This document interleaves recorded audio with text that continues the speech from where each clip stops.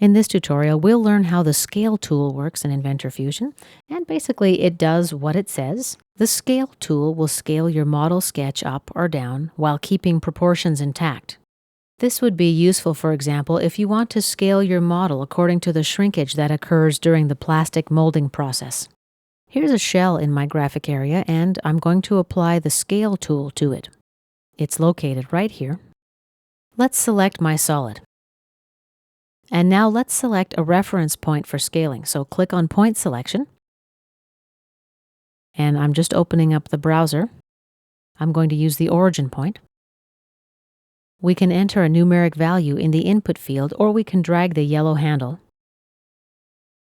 And let's cancel out. This time I'll create a different point using the point by two edges method. First edge, second edge, and here's my point. Now let's activate the Scale command. Select the entity to scale, my shell. Now point selection, and I'll select my new point. Let's enter the scale factor numerically now, 0.75, and click OK. Let's expand the browser and bring up my sketch. Activate the Scale command. I'm going to select my sketch. Now select a point for reference. Let's make the scale factor 1.25.